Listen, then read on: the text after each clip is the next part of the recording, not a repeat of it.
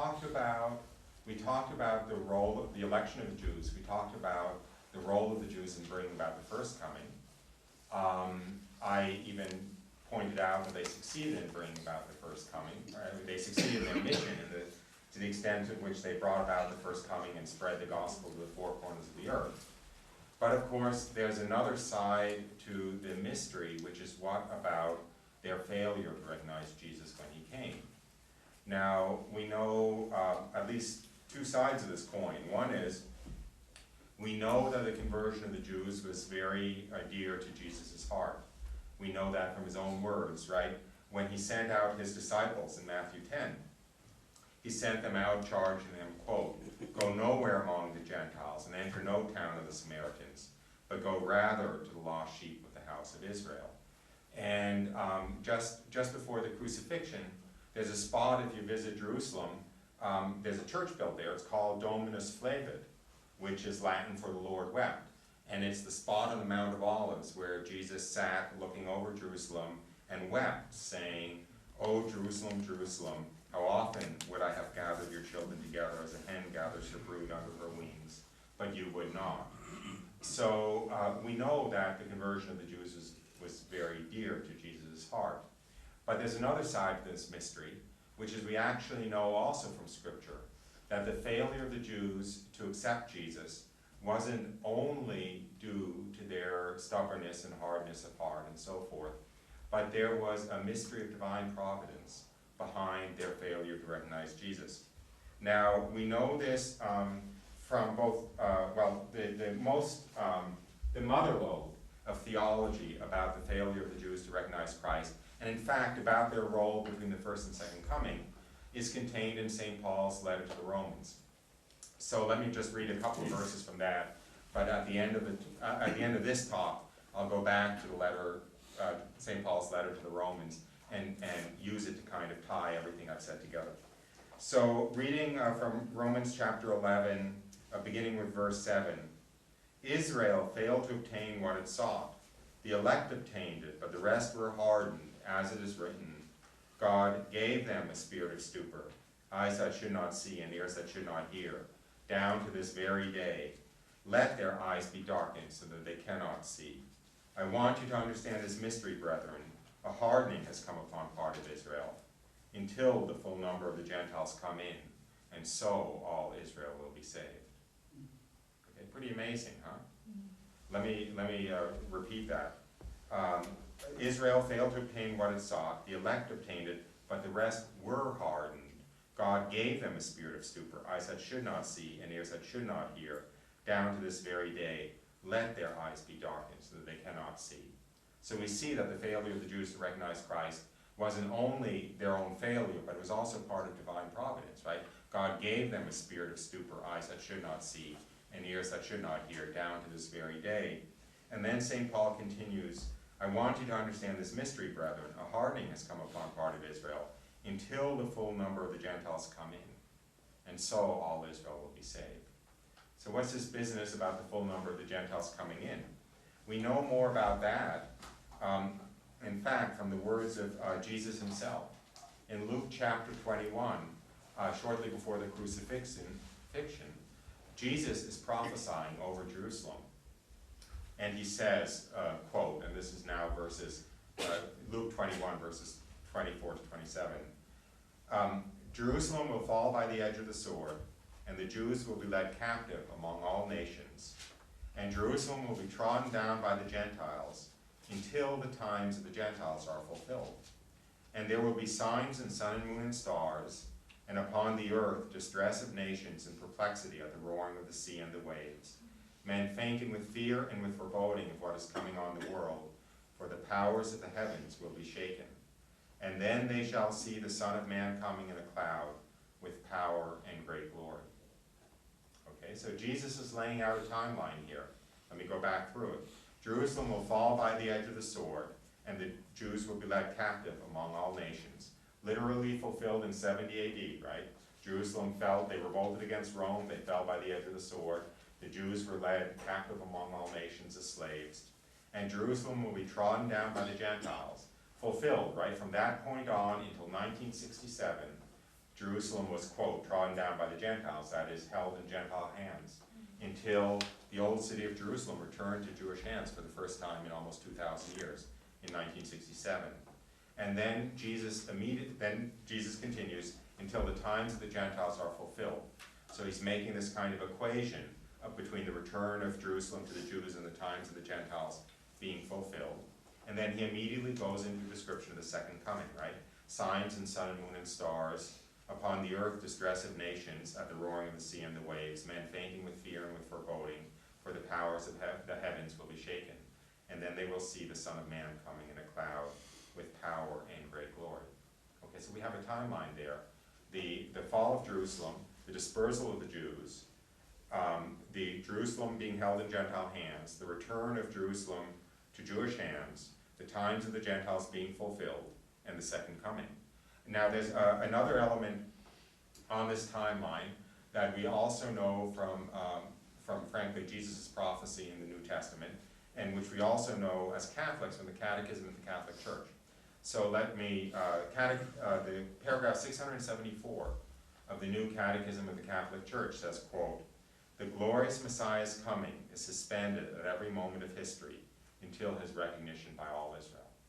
So this is the other element on that timeline, which is the times of the Gentiles being fulfilled is associated with a conversion of the Jews to precede the second coming.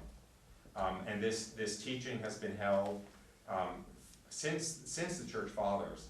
I know that St. Augustine wrote about the conversion of the Jews to precede the second coming. I have actually, I don't have it in my notes, but at least a half a dozen of the Church Fathers wrote about it. And it is based in large part on that passage from Romans 11 that I read. A hardening has come upon part of Israel until the full number of the Gentiles come in, and so all Israel will be saved. And it's also based on some words of Jesus in Matthew 23, when Jesus says, it's a continuation of the passage that I just read a few moments ago. "Jerusalem, Jerusalem, how often would I have gathered your children together as a hen gathers her brood under her wings, but you would not. Behold, your house is forsaken and desolate. For I tell you, you will not see me again until you say, blessed is he who comes in the name of the Lord." Now when will they see him again? When he returns in glory. And when will they say, blessed is he who comes in the name of the Lord? When they receive him as the Messiah. So we see here a number of things.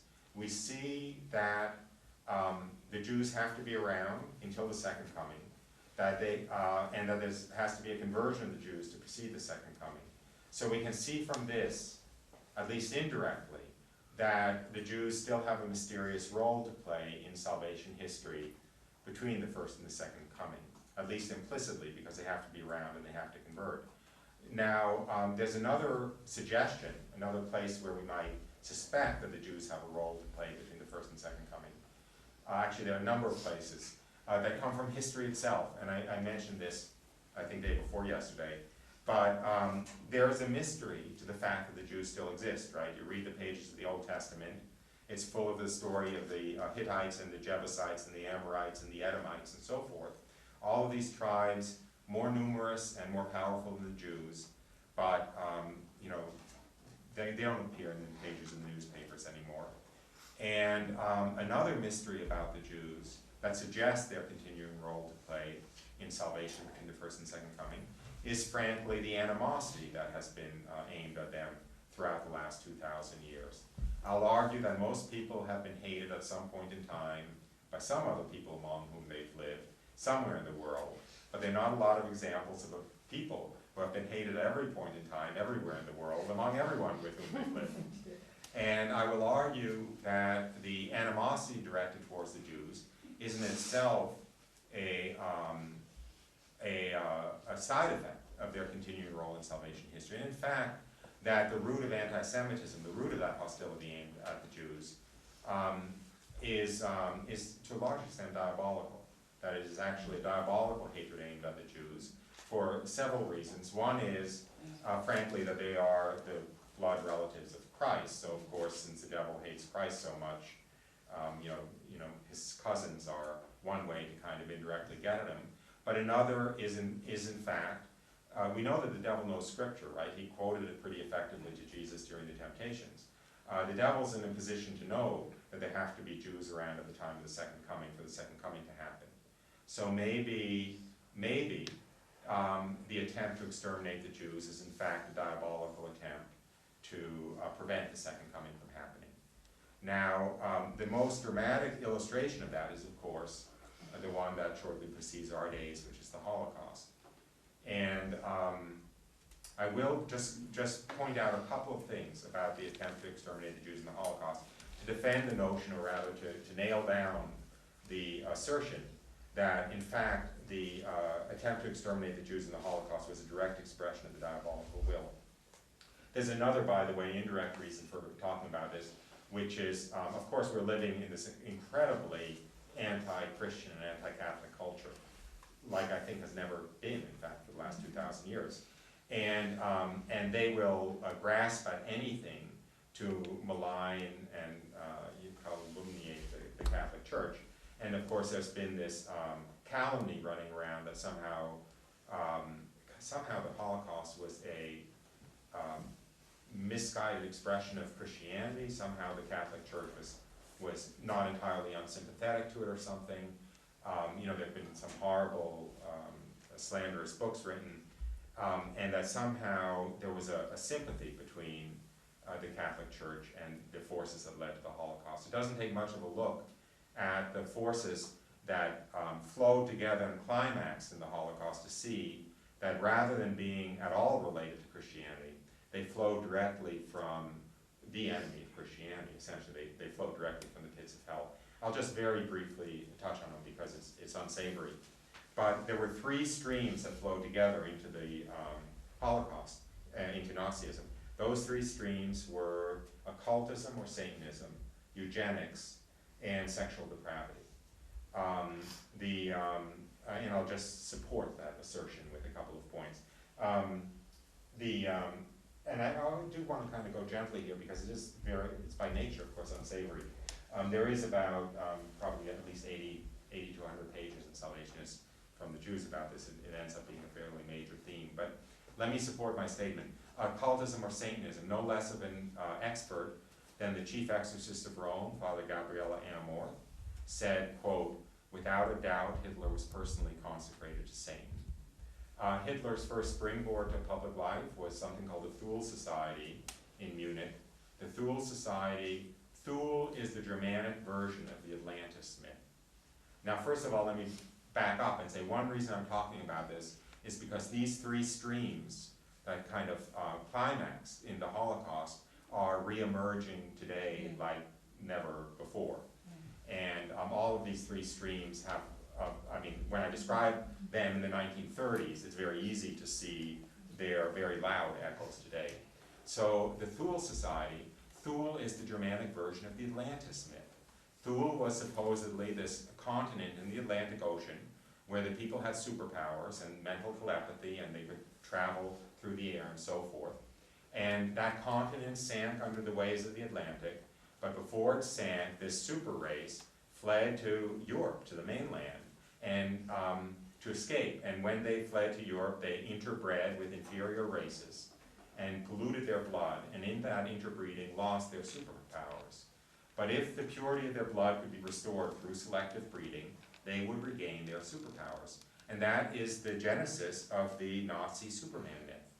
And all of their attempts at selective breeding and all of their attempts at eliminating inferior races was to restore this super race that came from Thule or Atlantis, or restore those superpowers for the true Aryans, who the Nazis equated the Aryans with the descendants of the people from Thule.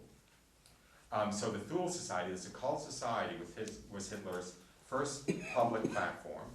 He was a member of the Thule Society. He became a leader in the Thule Society. The swastika, in fact, was introduced by another member of the Thule Society, whose name escapes me at the moment. The head of the Thule Society in the days of Hitler was an occultist named Dietrich Eckart, who boasted, quote, "I have personally initiated Hitler into the secret doctrine, opened his centers of vision, and given him the means to communicate with the powers." What is this initiation that he boasted of initiating Hitler with? From the point of view of the occultist, initiation is opening their centers of higher vision so that they can communicate with the spiritual world. In truth, initiation is the introduction of demonic entities into the person, who then do, in some sense, open centers of vision and allow the person to communicate with the spiritual world. But it certainly isn't the unfallen spiritual world, it's the fallen spiritual world, it's the demonic spiritual world. And this is the initiation of Hitler that Dietrich Eckart boasted of. Should someone doubt this, if you get a copy of Mein Kampf, which of course is Hitler's masterwork, an autobiography, the very last paragraph of Mein Kampf is a dedication of the work to his mentor, Dietrich Eckart. The occultism totally permeated the Third Reich. The SS had a division. I actually don't have this in my notes, so I don't know how much detail I'll remember off the top of my head. But the SS had a division called the Anne-Erbe, forgive me, I don't know German, the Ancestral Research Bureau, which had projects sending projects all over the world for occult research, sending projects to Tibet to measure the skulls of Tibetan lamas to prove that they were really Aryans, sending teams of scientists into the Arctic Circle to, they held to a theory called the hollow world theory, that we're not living on the outside of the Earth, we're living on the inside of a globe. And so if you had a powerful enough telescope aimed upwards, you could see what was happening across the world. So they sent teams of scientists into the Arctic Circle with telescopes to look into the Atlantic Ocean and see where the Allied ships were. This is not a joke, this is really true. It's bizarre. And their brains had to be rotted by occultism, obviously, for them to take this seriously. After the war, of course, many of the Third Reich scientists moved to the United States, joined the space program. Of course, many of them were not willingly, in other words, they weren't dyed-in-the-wool Nazis, they were just co-opted. And one of them wrote after the war, he complained, actually, that if the Third Reich had spent as much money on legitimate scientific research as it was spending on these occult research projects, they would have gotten the atomic bomb before the United States did. And in fact, that the Third Reich spent more money on their occult scientific research projects than that the United States had spent on the Manhattan Project, the project to develop the atomic bomb. The SS itself was an occult brotherhood. The twin lightning bolt runes, and I guess I won't, if I have this in my notes, I might actually go into this, but there was a stream, and I'll talk about this a little bit because actually we have it in our day. The occultism that kind of climaxed in the Third Reich can be traced directly back to somebody named Helena Blavatsky and a form of occultism called theosophy, which basically, Helena Blavatsky was born in Russia and she moved to Europe maybe around the 1860s. So I don't know whether you should say that occultism started in Russia or started in Germany. She claimed, she wrote something called The Secret Doctrine, which is, I don't know what, 2,000 pages. It's freely available on the internet, by the way, if anyone's interested. She claims it was dictated by ascended masters, in other words, by these Hindu gurus who had died and were now, in the spiritual world directing the course of mankind. And she had all of these theories in there about root races and the evolution of races, and the inferior races passing away and superior races taking their place. This stream of occultism that began with theosophy got converted into a Germanic form, which was called Ariosophy, Ario as in Aryan. And out of Ariosophy came the occultism, which was the foundation of the Third Reich, and the rune studies, which is where the double lightning bolts came from and so forth. Himmler himself was a dyed-in-the-wool occultist. He was never without his copy of the Bhagavad Gita, which is the Hindu scriptures. He thought he was the reincarnation of a 10th century Germanic king, whose name escapes me at the moment, and with whom he would commune to get his instructions. The SS was set up as an occult brotherhood, with midnight initiation ceremonies involving the torture of animals, They had rituals to replace all of the Christian rituals. They had a pagan or occult marriage ceremony for the SS. I don't want to say baptism because it wasn't baptism, but a kind of naming ceremony for children and so forth. The Third Reich was totally permeated by occultism, or one could say, in some sense, one could say the New Age, or one could say Satanism, because in fact, in some sense, the three terms are interchangeable. I think I'll go on. I think I'll go on from there. But anyway, tons and tons of details. I actually went to primary sources for this. I had library privileges at Harvard essentially, so I could use the Harvard libraries. And I actually went to documents, to books written and newspapers and so forth from the 30s and 40s, because some of this stuff I would not believe. I mean, I had trouble believing, especially that business about the hollow world theory, and I actually found the journal in which that was described right after the war by one of the Nazi scientists who had moved to the United States and was complaining about this bizarre pseudoscience that they were forced to take seriously. They also did things, by the way, like swinging pendulums to find the location of the Allied fleets in the Atlantic Ocean and so forth. So one of these streams, clearly from the pits of hell that flowed into the Holocaust, was occultism. Another is eugenics. And there's a lot of reason to talk about that now, because everywhere where you look at the Nazi eugenics program, you see Margaret Sanger and Planned Parenthood. And that is simply true. And I will support that. By the way, if any of you use the internet, Human Life International, their website is hli.org. They have a section on their website about basically about Margaret Sanger, and they have a lot of the quotes that I'm going to go through, a lot of the evidence of her involvement with these, well anyway, you'll see what I mean, but with these eugenic programs that were indistinguishable from Nazi Germany. Hitler was named Chancellor of Germany January 30th of 1933. 4 months later, he announced the formation of the Expert Committee on Questions of Population and Racial Policy, right? The Eugenics Committee, which 2 months later passed a law for the compulsory sterilization of carriers of hereditary diseases, which was defined as including feeble-mindedness, alcoholism, and epilepsy, under which program about 400,000 people were forcibly sterilized. In 1939, it instituted a program to euthanize, to kill disabled children at birth. The doctor or midwife had to check off one of two boxes at birth, whether the child should be allowed to live or not, under which program about 275,000 children were killed at death. And there was a continual interplay or flowing back and forth between Margaret Sanger and her birth control league, as Planned Parenthood was known in those days, and Hitler's eugenics program. The director of the primary German Eugenics Institute under Hitler was a Dr. Ernst Rudin, who was the director of the Kaiser Wilhelm Institute for Genealogy in Munich, and he was a frequent contributor to Margaret Sanger's birth control review. Her birth control review was the journal of the birth control league.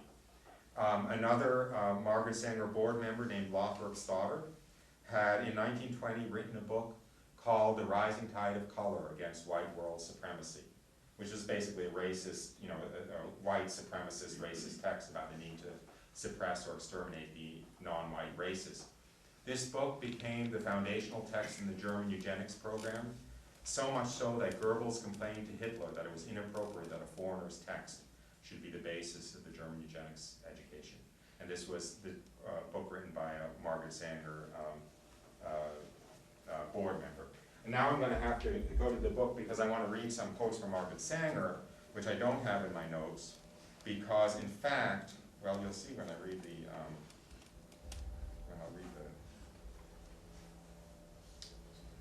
84,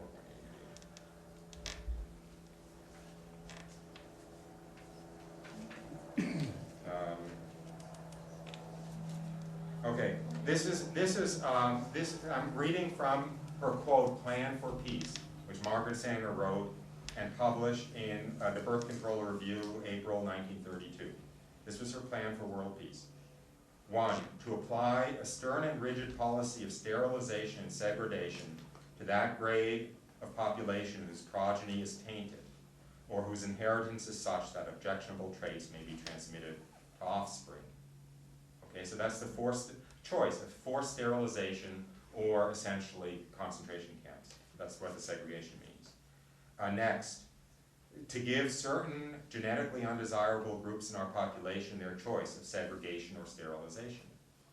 Next, to proportion farmlands and homesteads for these segregated persons, where they would be taught to work under competent instructors for the period of their entire lives. Okay, that's concentration camps. Then she continues, with 5 million mental and moral degenerates segregated, we could then turn our attention to the basic needs for international peace. Okay, this is the founder of Planned Parenthood. This is the Margaret Sanger for whom there is a postage stamp in the United States. It is pretty scary, and in fact, I'm going a little bit afield here, but it's kind of interesting to me, right, that she's talking about this forced sterilization and concentration camps as a precursor for international peace. And I will argue that you see a direct echo of that today with we need contraception and abortion in order to establish international peace, right? You do see this funny kind of hand in glove between this utopian we'll establish peace on earth as soon as we solve these problems which we have to use contraception and abortion to solve. I think it's the same spirit at work. In fact, this is the reason why I'm going through this, it is the same spirit at work. And it's the same spirit at work in the occultism behind the Third Reich and the New Age, and the same spirit at work behind the eugenics of the Third Reich and Planned Parenthood. By the way, Margaret Sanger's #1 enemy was the Catholic Church. I'll read a couple of quotes from her birth control reviews. Our only real enemy is the Catholic Church. The fight for birth control becomes increasingly a fight against the usurpations of the Roman Catholic Church. I look forward to seeing humanity free someday of the tyranny of priests, no less than of capitalists. And another place where you see the direct anti-Christianity of Margaret Sanger is that she hated charity. I'll just read this quote, I don't know why, but then I'll stop with Margaret Sanger.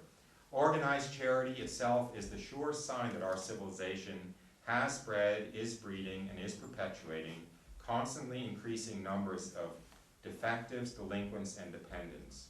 Nothing is more insidiously injurious than to supply medical and nursing facilities to slum mothers. She's an agent of the devil. She's an agent of the devil, that's right. But I'm afraid that her spirit lives on, needless We're to say. certainly living on the Blairite plan. I agree. So, anyway, moving on to an equally uncheerful topic, sexual depravity. But then really I'll be through with this business. The third stream that came straight from hell, and that was necessary, I believe, for the Holocaust to take place, is the embrace of sexual depravity almost as a virtue. And again, first of all, I'm sorry to be talking about this. Second of all, in the case of all of the, I don't know how to put it, but all of the devil's toolkit, the primary victims are those who are most deeply enmeshed, right, in the devil's snare. So obviously, people who, how can I put this? People who have fallen for the temptation of sexual depravity are in some sense the #1 victims of it. And I'm not trying to victimize them. I'm just trying to describe the strategy of the devil behind the Holocaust and also behind his attack on Christendom now. Anyway, I'll go very lightly on this because it's very distasteful. But according to an official of the Berlin Sex Research Institute in the time of Hitler named Ludwig Lenz, over 90% of the early Nazis were homosexual. The stormtroopers, the brown shirts, who were the initial irregular army that bullied Hitler's way into power, was founded as an explicitly homosexual division of the Freikorps following World War I by an overt homosexual named Gerhard Rossbach. And in the days of Hitler, they were led by Ernst Röhm, who was another overt homosexual, in other words, made no secret of it. In fact, he used to get in so much trouble with the police because of the basically homosexual riots and brawls and stuff that would come out of the bathhouses in the middle of the night, that it became a public scandal, so much so that Hitler said publicly on a number of occasions, it's no one's business essentially what my leaders do in their private lives. The first meeting place of the SS was a permanently reserved table at the largest gay bar in Munich, the Bratwurst Tavern. Himmler complained to Hitler that it constituted a danger to the Nazi movement, that it could be said that Nazi leaders are chosen for sexual reasons, in other words, for being members of this homosexual brotherhood. When I found this all out, I told my father about it, who lived in Germany then, right? I thought I had, discovered something new. And I told him about it, and he just looked at me funny and said, what are you talking about? We all knew that. I mean, and if you look at the Munich papers of those days, they're full of articles to parents warning parents against letting their sons essentially be homosexually initiated in the Hitler Youth. Hitler had released from prison a convicted pederast named Baldur von Schirach to lead the Hitler Youth. Okay, so this serious sexual sin, and I'll leave it at that, I think was a necessary precursor to the Holocaust, because you had to remove people from a state of grace, and you had to bring them as deeply as possible. You had to coarsen their consciences, right, and kind of bring them into the realm of the fallen rather than into the realm of God. And I'll just leave this as a question. I obviously think the answer begs itself, which is could the cruelty and the lack of conscience that was exhibited, in the concentration camps and in the mass deportations have taken place if there hadn't been an earlier serious coarsening of conscience through sexual fallenness, through sexual depravity. By the way, this permeates the, I don't know what to call it, concentration camp literature. Elie Wiesel, I don't know if you know of Elie Wiesel, he was a adolescent in Auschwitz, and he survived the war, and he became a Nobel Prize winner. And he talks about the way the Auschwitz was kind of a homosexual playground for the capos, for the barrack, whatever you call them, but for the captains, who ran the barracks, with trading like harems of boys back and forth.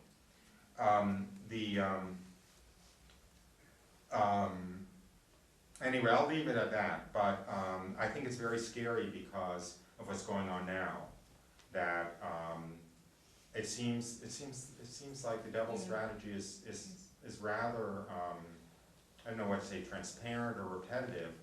However well-meaning, in some sense, the people may be who go down this path, there is a real danger there in basically getting enmeshed in the snares of the adversary. Anyway, so let me back up from all of that now and be finished with all of that. But my point in going into that is to say that if the attempt to exterminate the Jews can so directly be traced to the diabolical will, to the devil's will, why should the devil be so interested in exterminating the Jews if they no longer had a role to play in salvation? And I will argue that, in fact, it was precisely because the devil knows that there have to be Jews around at the time of the second coming that he was hoping to exterminate the Jews.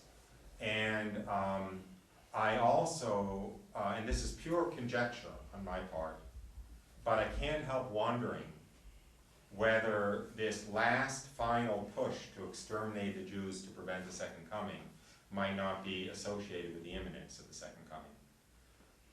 In other words, with it being the last stage before the second coming. And just like, I shouldn't say just like, but in a somewhat parallel way, that the slaughter of the innocents was associated with the first coming, because we know that grace is purchased with suffering, right? Yeah. That the suffering of the slaughter of the innocents is somehow associated with the grace of the first coming. That maybe the suffering of the Holocaust is associated with the grace of the second coming. And abortion. And abortion. Let me see where we are in time.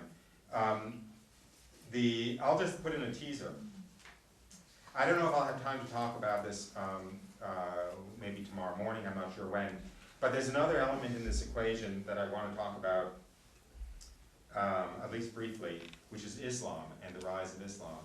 And again, the last thing I want to do is insult anybody, and if I'm right, then Muslims are, frankly, they're the primary victims of Islam. But all I'm doing is talking about the religion and the source of the revelation of the religion. Maybe I'll talk about Muhammad, but I'm not talking about Muslims, okay? Because Muslims are, of course, immortal human souls created by God to, live with Him in bliss forever. And if they're entrapped in a destructive religion or in a diabolical religion, which I'm sorry to say is the thesis I'm going to present, then they are the number one victims of it. But having said that, I think that Islam also, actually, and the rise of Islam today fits into this scenario. That if you look at Islam, you have to ask, what's the source of revelation behind Islam? What's the source of the revelation that Muhammad received? And you probably know the story that in the very end of the 6th century, early 7th century, Muhammad lived. He was a caravan robber or whatever. He was a caravan robber. He received a series of revelations from somebody who he thought was the angel Gabriel, which were written down and became the Quran. He received them in a cave. And there are only 3 possibilities for that body of revelation. One is that it was not revelation at all, but it was of human origin. I think that can be discounted because Muhammad was illiterate, and the Quran is written in a very flowery, poetic, elevated language and would have been beyond his human abilities. Yeah. The other possibility is it was divine revelation, that it came from unfallen spirits or from God, and I think that can be discounted because, among other things, it contradicts Christianity, it contradicts the Gospels. Among other things, it says Jesus never died on the cross. It says that God never had a son. In fact, it curses people who would ascribe a son to God because it's a diminishment of his exalted grandeur. And in fact, it is very harsh against the idea that God should love us, because that's a diminishment of the grandeur of God, that he should care about our love. If I talk about Islam, I'll talk at length about Islam, but I'm not talking about Islam now. And so the third possibility is that it's a diabolical revelation, that the spirit who spoke to Muhammad pretended to be the angel Gabriel, but in fact was a fallen spirit, and that the revelation that he gave Muhammad was essentially a diabolical revelation, and that the religion that he had Muhammad create and spread was in fact a diabolical caricature of Christianity that was intentionally diabolical. And I hate to say it, but I don't think that can be contested. But maybe I'll talk, maybe I'll ask you actually later whether you want me to talk at length about that. But because everywhere you look in Islam, I think it's really easy to see that it is a diabolical caricature of Christianity. However, leaving that aside at the moment, because I want to wrap up in the course of the next 10 or 15 minutes, if in fact Islam is a inspiration of the devil, then the rise of Islam today can, and the in some sense the assault against Christendom, which is being produced at least culturally by Islam, and actually maybe soon legally by Islam, may elegantly into this picture. of the times that we're living and really being, the times of the Gentiles being fulfilled.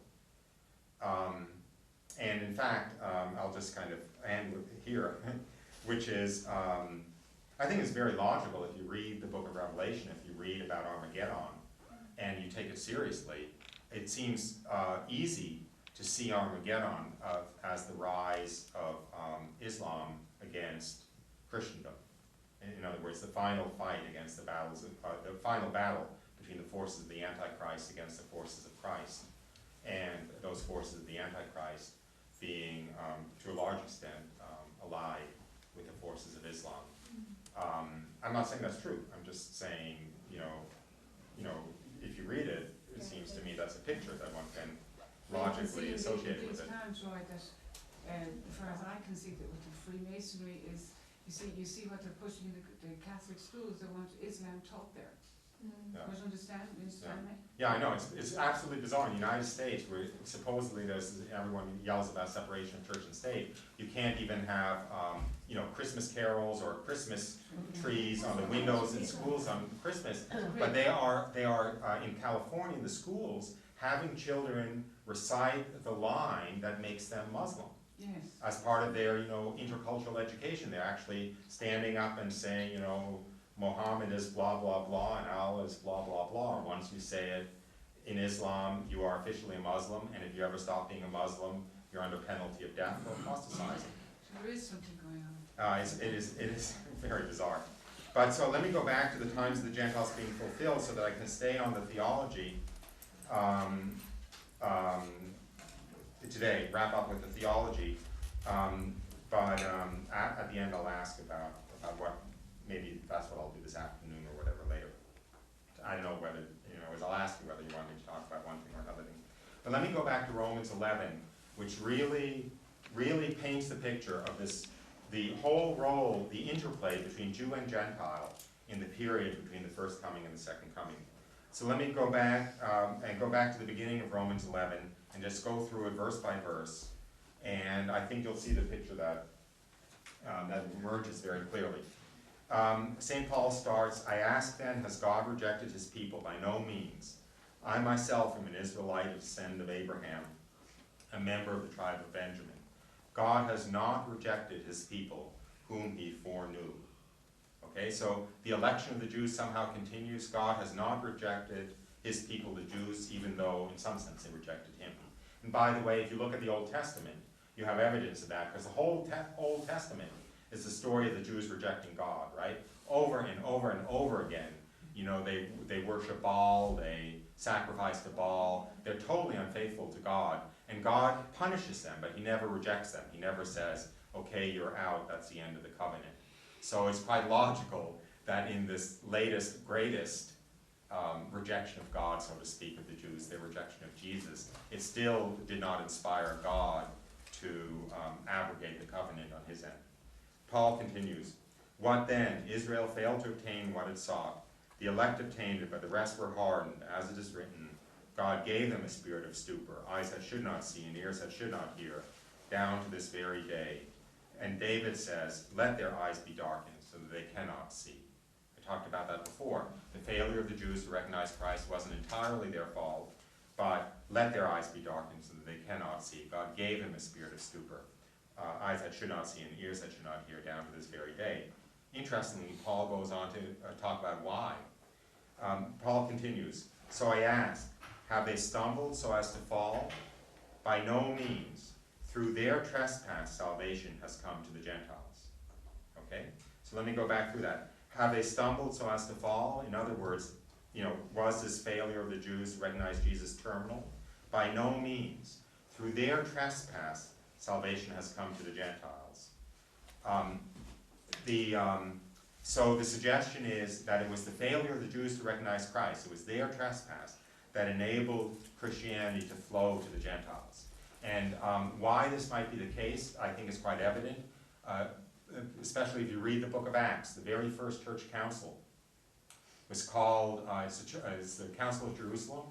It's in, I believe, Acts 17. It was called about the year 51 AD. What was the burning issue that the Council of Jerusalem had to determine, that required all of the apostles to be called back to decide. It was whether the church is open to Gentiles or whether it was only open to Jews. Whether you had to be Jewish to qualify to be a member of the church. That was the first crisis that caused a church council. So you can see there was this danger, right? Jesus was a Jew, all the apostles were Jews, virtually all the disciples during Jesus' lifetime were Jews, virtually all of the early Christians were Jews. Those 3,000 who St. Peter preached on Pentecost, who instantly entered the church, were all essentially Jews. It certainly looked like, and Jesus was of course the Jewish Messiah that the Jews had been waiting for, so it certainly looked like Christianity was for the Jews, at least first and foremost, either exclusively or first and foremost. And it looked like it until the First Church Council. A lot of the early Christians thought it was exclusively for the Jews, and you couldn't even be Christian unless you first entered Judaism, which among other things for an adult male meant circumcision. So, as I wrote in Salvation is from the Jews, it would have had a crippling effect on the early church. Now, it was the failure of the Jews to enter the church is what made it evident that, in fact, the church was for the Gentiles, right?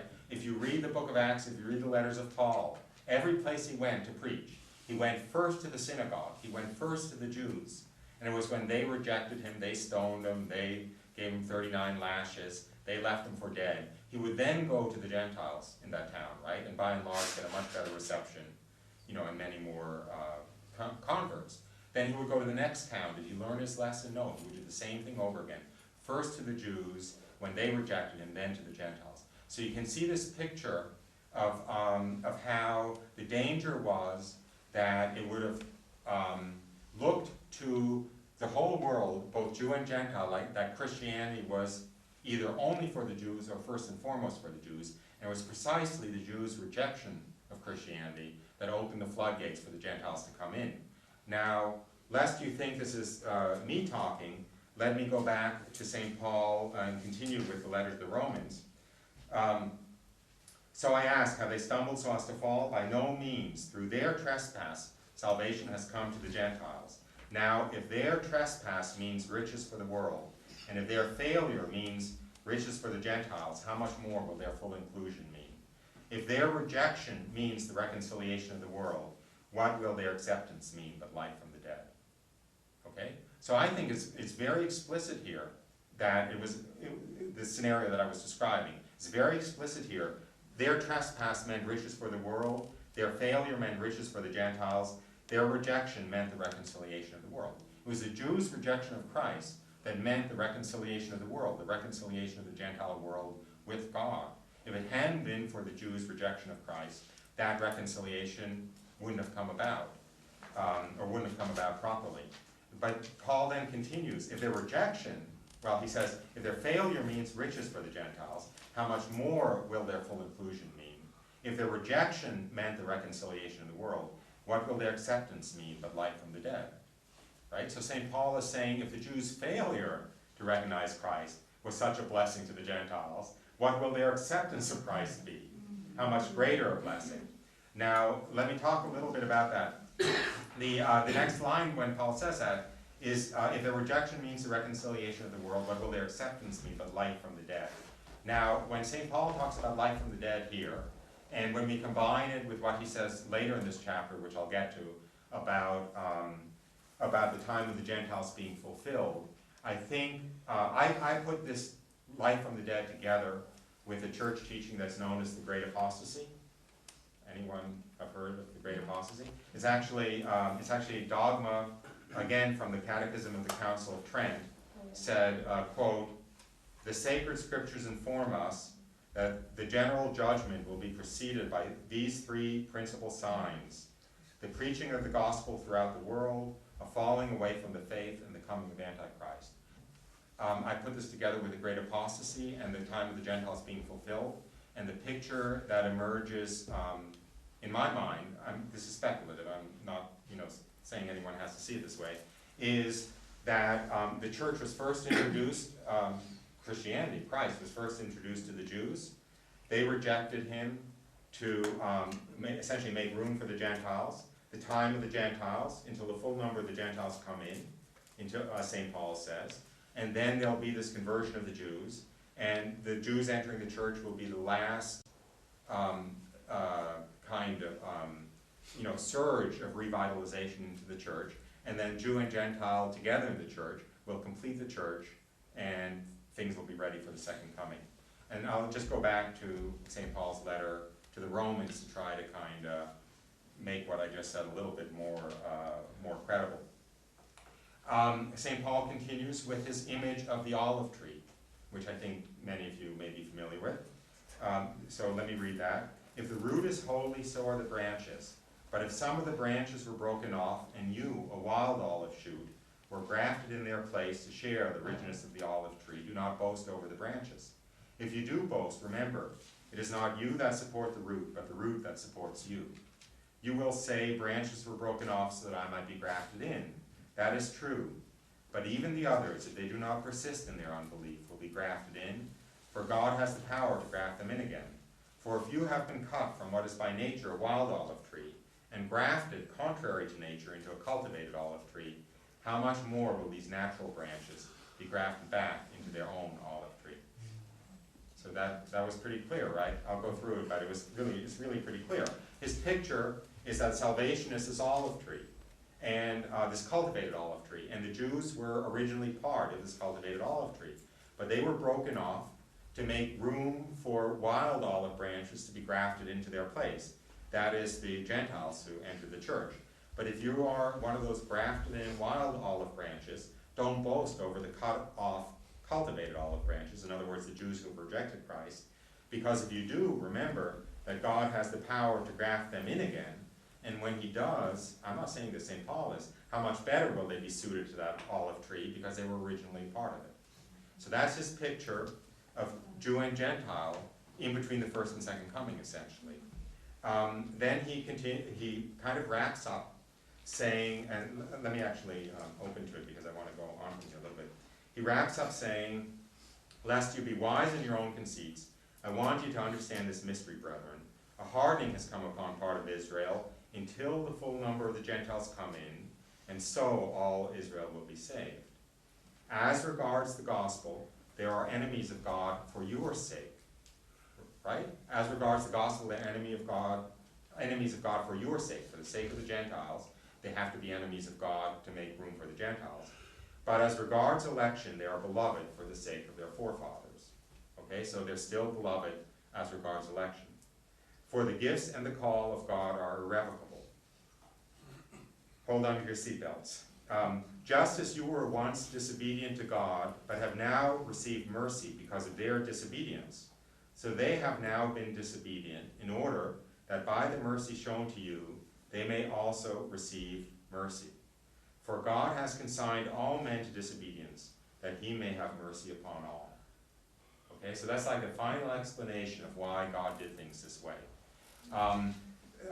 The Jews were originally chosen by God, but now they have been consigned to disobedience, so that when they do enter the church, they will have gone through this period of disobedience, and it'll be evident that their salvation is a sovereign act of the mercy of God, and that they didn't deserve it. So just as the Gentiles started out in the state of disobedience, but were brought into the church and therefore experienced the mercy of God, now the Jews have been consigned to the state of disobedience, so that then when they enter the church, it will be, again, because they have been shown the mercy of God. And then, for God has consigned all men to disobedience, that he may have mercy upon all. Isn't that beautiful? Mm-hmm. So let me just close the talk by reading the last few lines of Romans 11. Oh, the depth of the riches and wisdom and knowledge of God! How unsearchable are his judgments, and how inscrutable his ways! For from him and through him and to him are all things. To him be glory forever. Amen. Amen. Thank you. God's plan.